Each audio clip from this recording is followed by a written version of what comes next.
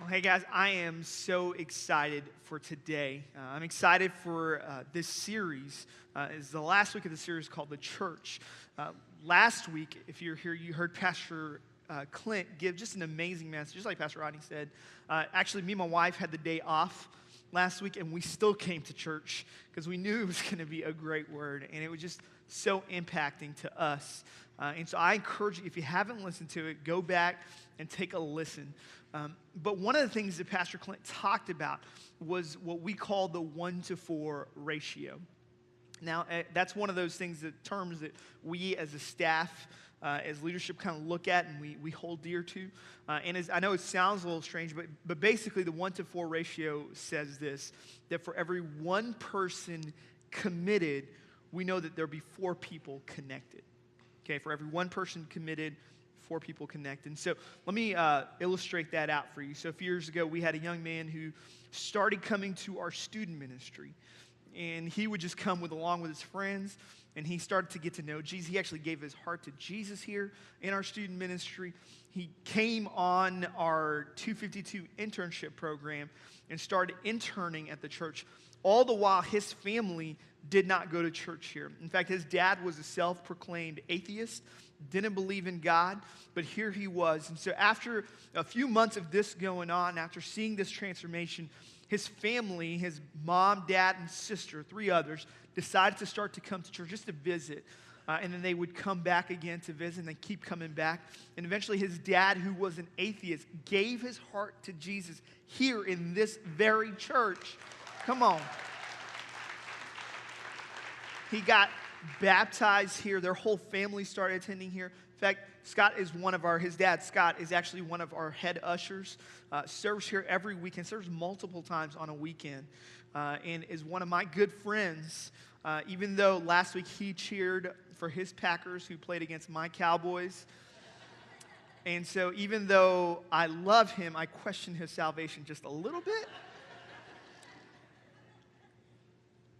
But here's what the 1-to-4 ratio simply says, that for every one person committed, we'll see 4 people connected. And that's exactly what happened in that family's life.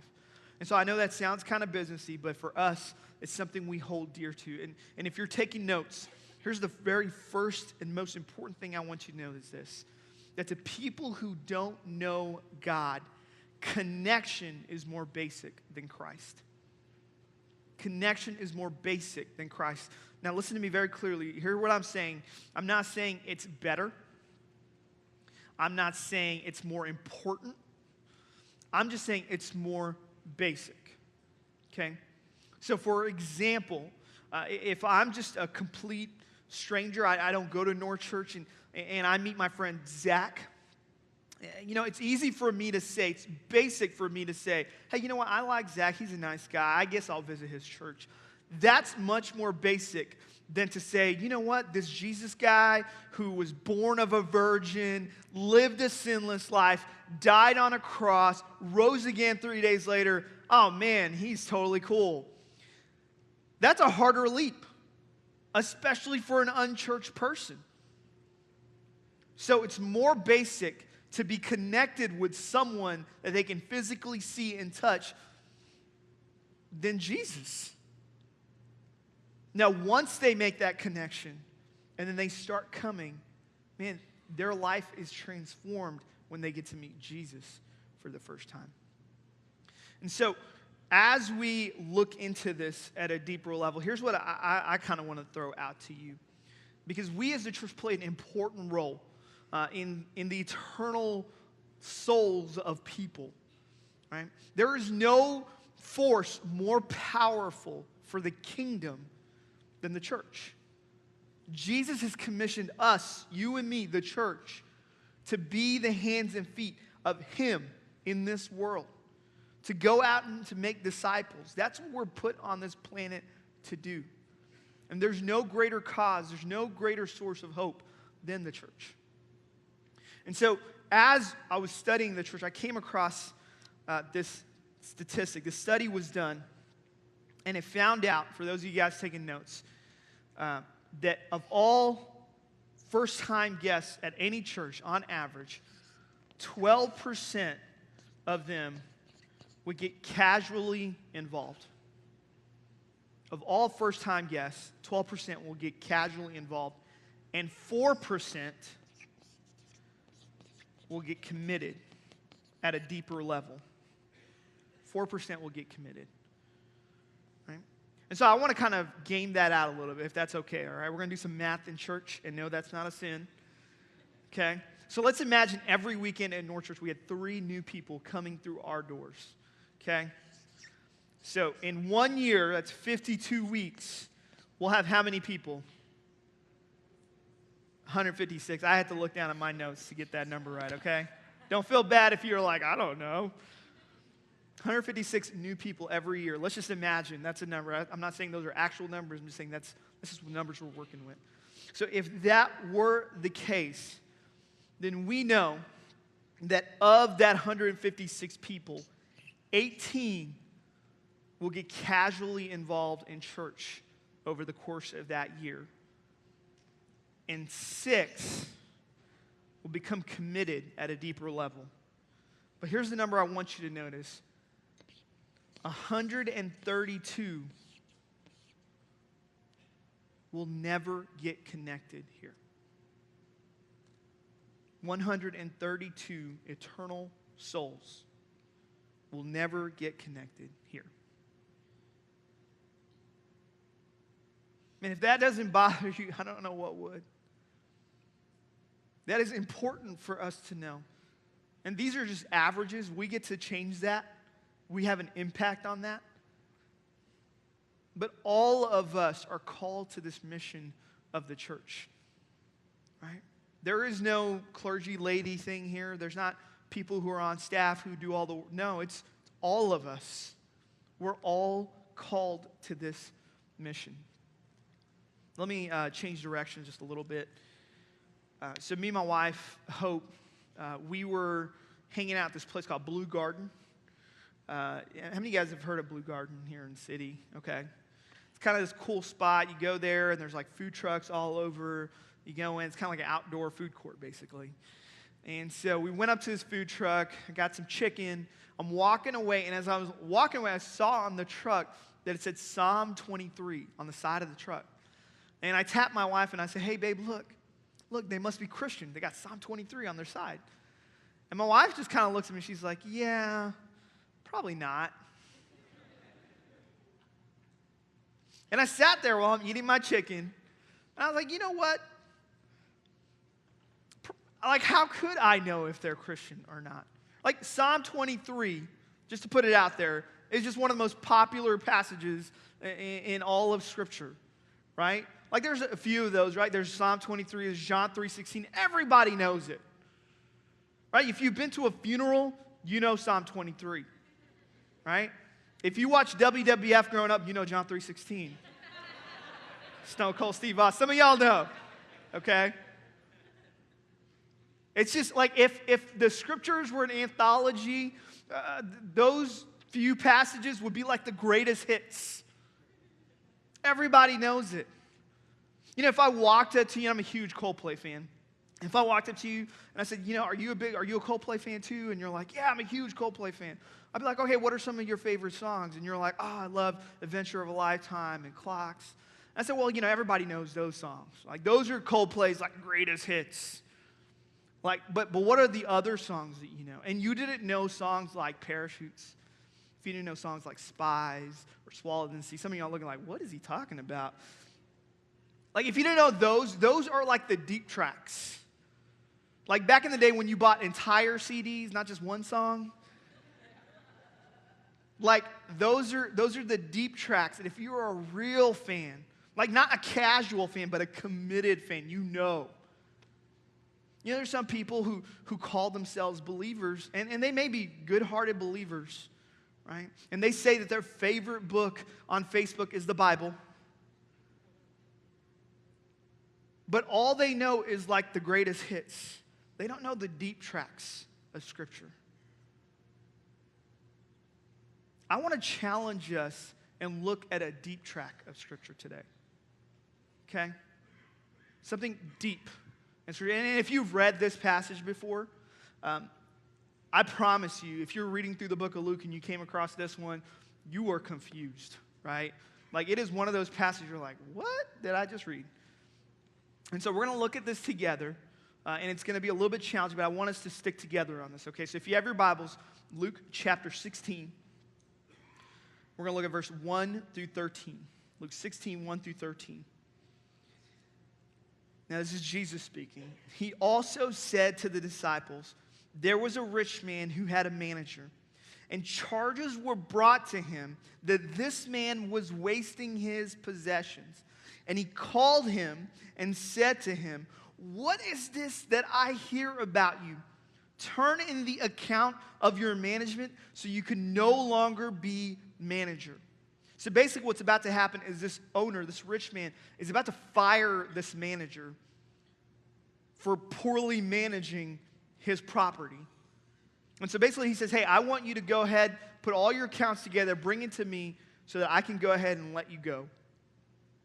Verse 3, the manager said to himself, what shall I do since my master is taking the management away from me? I'm not strong enough to dig, and I'm ashamed to beg.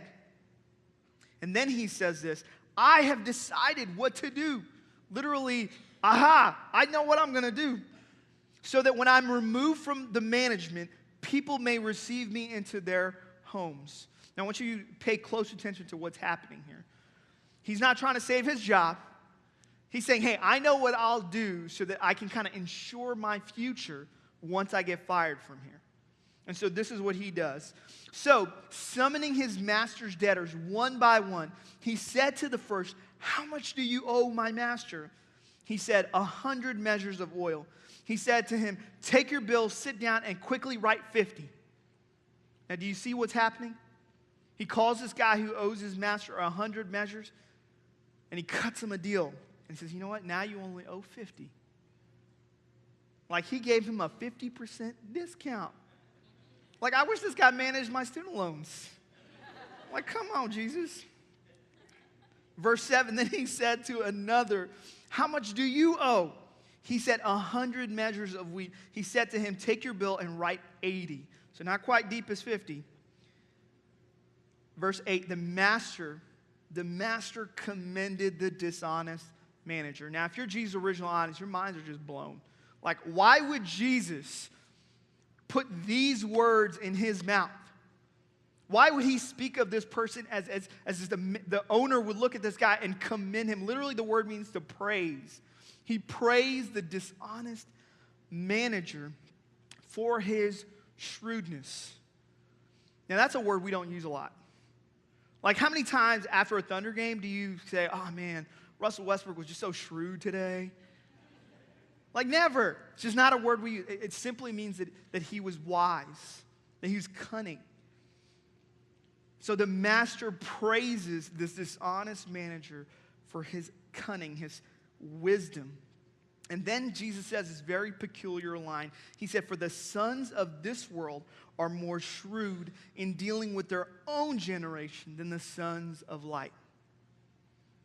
The sons of this world are more shrewd, are more wise in dealing with their own generation than the sons of light. And that's a really peculiar statement, why Jesus would say that. But I think it holds up, right? Like, some of you guys, when I threw these numbers on the board, you're like, oh my God, can we say that in church? Like, that sounds too businessy. That's, like, if you're like me, that bothers you just a little bit. A little flag goes up. But if you go ask Facebook what their click-to-conversion ratio is, they know it. If you go ask Apple about their corporation, their demographics, they know it. Go ask the top corporations in our world. Jesus says that the sons of this world are more shrewd, are more wise in handling their own kind than we, the children of light, are. Sometimes we as a church get afraid of things like this. We stay away from it. But the reality is that we have a mission in this world, and Jesus spells it out. He says, and I tell you, make friends for yourself by means of unrighteous wealth, literally worldly wealth, so that when it fails, they may receive you into the eternal dwellings Basically, Jesus says this: use your resources, use your wealth, use your money to win friends, to win people to Jesus, to the kingdom, so that in the end, you can't take any of that with you, but you can take your friends, and they'll be home welcoming you to heaven. Verse 10, one who is faithful with very little is also faithful in much, and one who is dishonest in very little is also dishonest in much. If then you have not been faithful in the unrighteous wealth, who will entrust you with true riches? And if you have not been faithful in that which is another's, who will give you that which is your own? No servant can serve two masters, for either he will hate the one and love the other, or he'll be devoted to one and despise the other. You cannot serve God and money. Now, this is where people get hung up on this passage. Because when you get to that verse, everyone's like, oh, clearly Jesus is talking about money. This whole passage is about money. Well, yes, he certainly is talking about money, but he's talking about something far more important than money. He's talking about people, right? Through this parable, Jesus outlines for us one simple idea. Basically, he's outlining us for is this: that how you value money says a lot about how you value people. And how you value people says everything about how you value God. Let me say that again. How you value money says a lot about how you value people, and how you value people says everything about how you value God. And so, yes, this passage certainly deals with money, but it deals with so much more than money. It deals with how you value people. Today, I want to talk to you about relationships, because I think that is the core arsenal we have in our toolbox when it comes to reaching the world for the kingdom. How we handle relationships says everything about how we value people, and that says everything about how we value God. And so I'm going to take a little bit of a cutback here, okay? We're going to go a little bit of a different direction. I've been here at North Church for about 6.5 years, and I feel like I've learned a lot in that time. But there are probably 3 lessons when it comes to relationships that I've held on to the most, the closest. And so what I simply want to do today is just kind of spell that out for you. So here's the first and probably most important lesson that I learned in the last 6.5 years at North Church. And that is this: relational equity is everything. Relational equity is everything. When I first started on staff, I wanted to be good at my job, and I want to be good and a good employee. So I went to Pastor Rodney. I said, Pastor Rodney, what should I do? And he says, read everything by Patrick Lencioni and read everything by John Maxwell.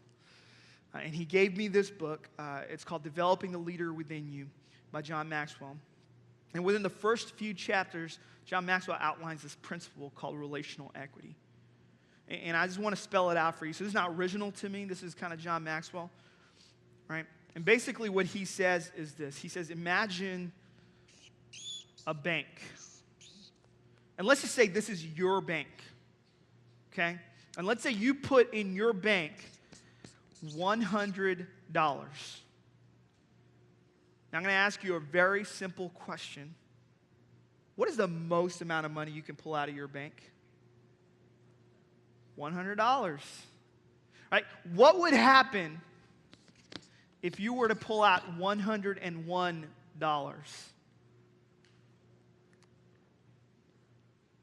Overdraft fees, wife's not happy, dog's not happy, life's not happy, right? Nothing's going great when that happens. And John Maxwell says this is how relationships work. And I know it sounds kind of transactional. Let me clarify it a little bit. If I were to go up to my friend Heidi, and I said, Heidi, hey, I need this, I need a favor, and I were to ask her for something, but I've never invested in that relationship. Heidi might be a nice person. She may feel like she needs to invest in my relational bank. And she may do me that favor that one time, and then I come back to her again, and then she does it again, and then I come back, and so the next time I'm looking for her, she's trying to avoid me, right? Come on, how many of you guys have somebody that you know every time they call, you see the caller ID and you're like, oh, I'm about to lose some money.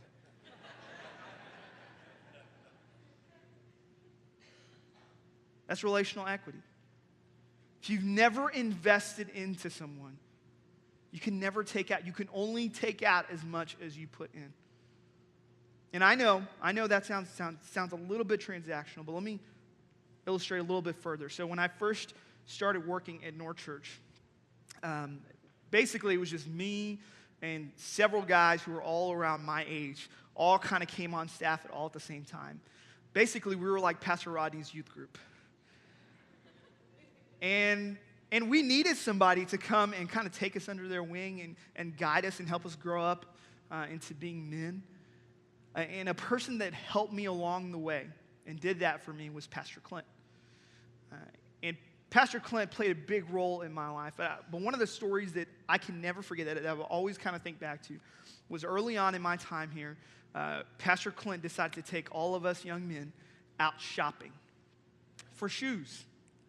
Now, if you know Pastor Clint, you know that he has impeccable taste in shoes. Okay, in fact, if you see him today, just look down at his shoes.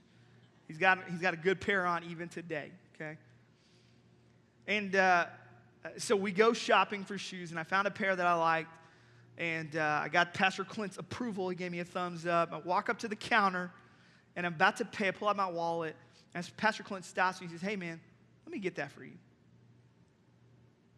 And I don't know why, but to this day, I cannot forget that moment. I don't know why it's that one thing that has stuck with me all these years.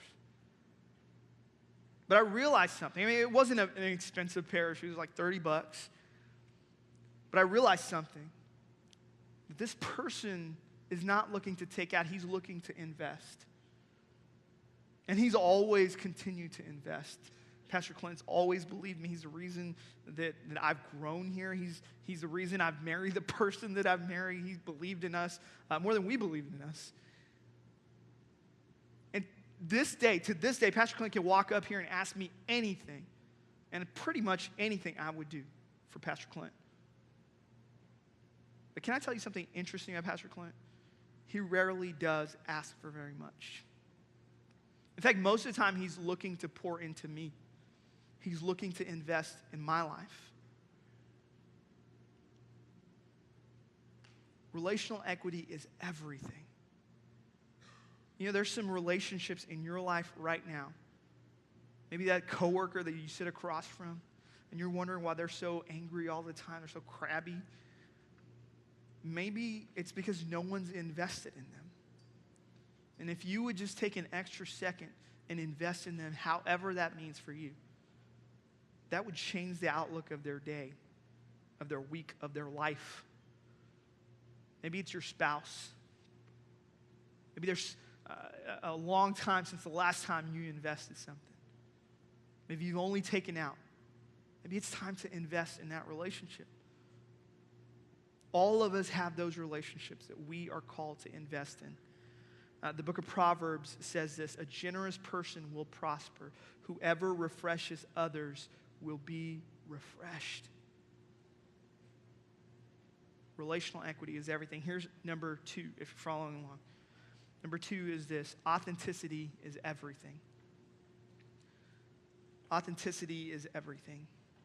If I were to do a little tagline there, I'll say this: be you. Be you. Because being somebody else is just exhausting. Be authentically who you are. Now, some of you guys may know Pastor Hetty. Those of you in Guthrie know him really well. He's our pastor at Guthrie.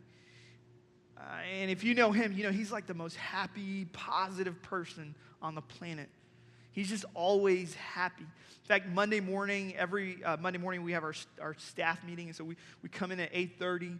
And I kind of just limp in until I get my coffee. You know what I'm saying? Anybody else like me? Come on. So I'm just like limping in. Pastor Hetty's always at the front of the door hugging every single person as they come in. Like they should give him a job at Walmart. Like he's just that good. He's just always happy. Go in. You know, it's like that's his thing. Here's the thing. I'm not Pastor Hetty. Like I don't have enough happy to be Pastor Hetty. It's just not me. So I have to be who I'm made to be. I have to be authentic to who I am. But it goes beyond that. So let me give you a little bit of caveat, right? So not only am I supposed to be me, to be authentic to who I am, but I'm called to be the best version of me. To be the best version of me. I remember when Hope and I went on our first date. It had been a while since I'd been on a date. And so, somebody just laughed at that? Okay. And so, I was so unsure about it. I didn't know what to do. So, I went to the source of all knowledge on the internet, YouTube. And I typed in how to go on a first date.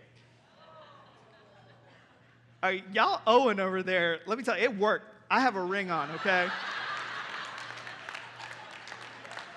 Okay, it worked. This video pulls up, and this lady talking, and she gives the best piece of advice. She said, be you, but be the best version of you. And I don't think that's pop psychology. I don't think that's just the world speaking. I think that's what Scripture says, that we're called to be transformed by the renewing of our minds. Right? The more we pursue Christ-likeness, to be like Him, the more we become the way we're created to be. Authentically who we are, the best version of who we are. But number 2, let me give you this. Be vulnerable. Be vulnerable. So when we got married, we decided to start a small group for young couples because that's what we were. And it wasn't because we knew anything. In fact, we didn't know anything. And so we wanted to call a group of other people that didn't know anything, and we watch a video of somebody that did know something. And then we would discuss it. And if you know my wife, you know she's an open book. Like, she's just super vulnerable all the time to everyone. And so during the discussion time, she would always open up the discussion by talking about our last fight the previous week. And then the rest of the group would basically be this. People would go around in a circle, and they would give us all their marriage advice for us to have a better marriage. And so I looked at Hope one day, and I was like, listen, babe, maybe this time we don't have to go first. Let somebody else throw their dirty laundry out. But you know what happened? Over the course of a year, that group started changing. Because we were being vulnerable, they started being vulnerable. Man, people started confessing their sins, their struggles, their habits, their addictions. They started opening up in such powerful and unique ways. When we were willing to air our dirty laundry, so were they. When we were willing to tell on ourselves, so were they. So if you want to have strong relationships, be vulnerable. Right? Be authentically you. Here's the last one. Navigating conflict is everything. Navigating conflict is everything.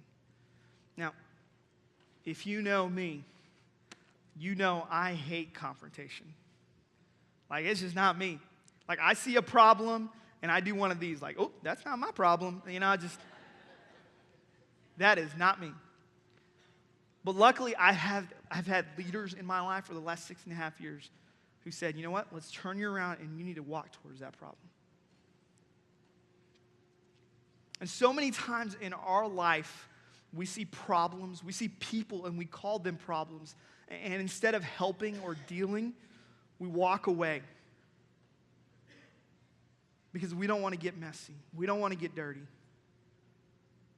But that's exactly what God calls us to do. In fact, Jesus says, you know what? Go into all the world. He literally could have said, go into all the problems. Because that's what we're called to. All the messiness, all the dirt, we're supposed to be there. That's our role as the church. So when Hope and I first started getting serious in our relationship, and we were starting to talk about marriage, I thought the challenge was going to be on my side of the family, the relationship that we would have with my parents. Because just so you guys know, my parents always assumed that I would marry a nice little Indian girl. And it turns out Hope is more Caucasian than South Asian. And so it didn't to me, in my head, it didn't line up with their expectations. So I still remember this conversation I had with Pastor Rodney, sitting in his office, and I said, hey, what if I just wait till like the week before the wedding and then tell them? And he said, Samson, if you never tell them, you never give them an opportunity to do the right thing. You have to go talk to them. And so I remember telling them about hope. And, I was beautifully surprised by their openness. I mean, they certainly had a challenge, but they welcomed hope. And to this day, I think they actually love her more than they love me. They were just happy to have somebody else to feed. They love feeding people, guys. And if we don't go over there like in a week, like I will get a text from my dad and be like, Samson, we have food. Like that's their bait. So I thought that's where the challenge would be. But I was actually wrong. The challenge we really faced came from our relationship with Hope's parents. See, Hope grew up in a very fundamentalist Baptist background. And the challenge there was this, that they grew up in a church that thought of churches like ours that played rock and roll music as the devil's church. And everyone who didn't use the King James Version of the Bible was using the devil's Bible. And to be honest, it probably didn't help that I was a little brown.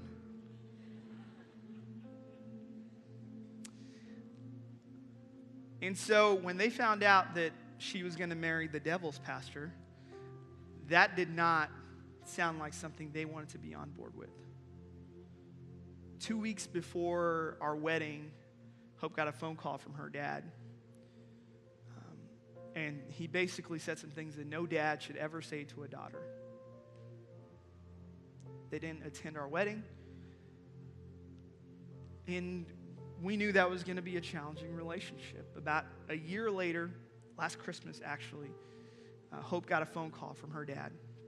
And he wanted to have dinner with all of us.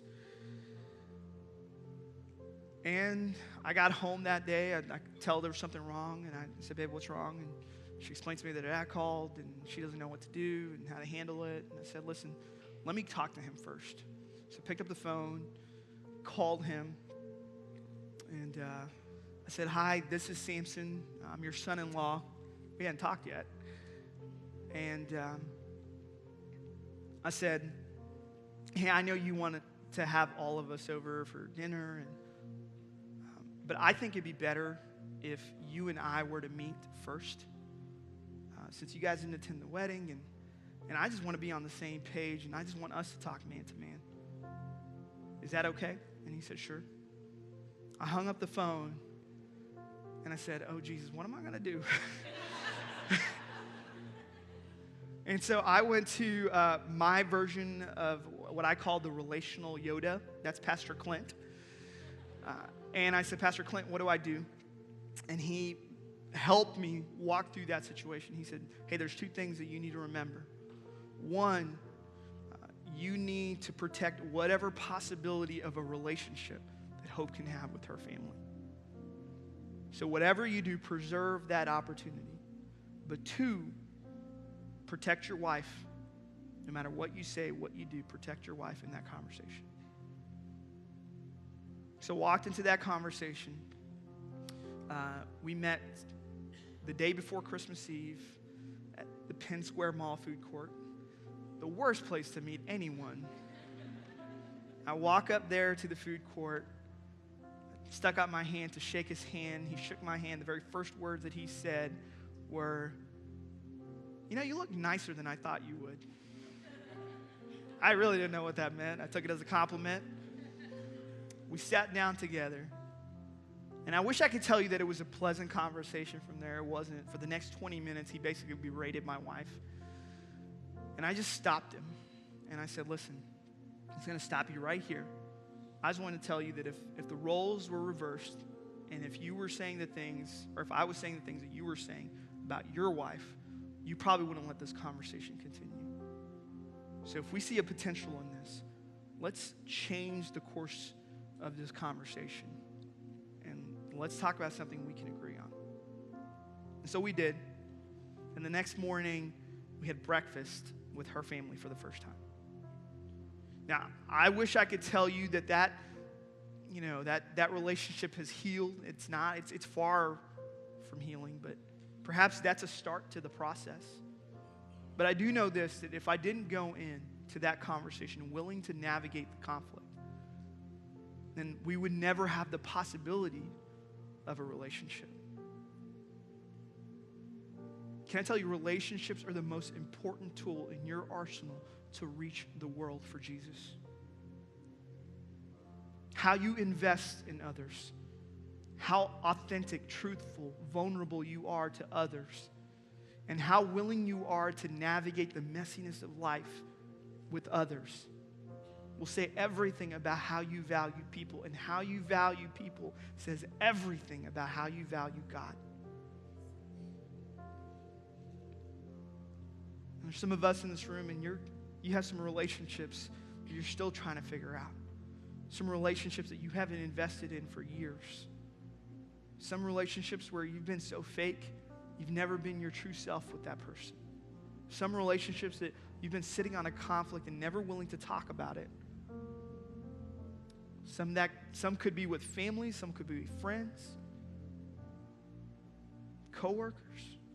But whatever that is, I want to tell you those relationships are so important in your role as the church to reach the world.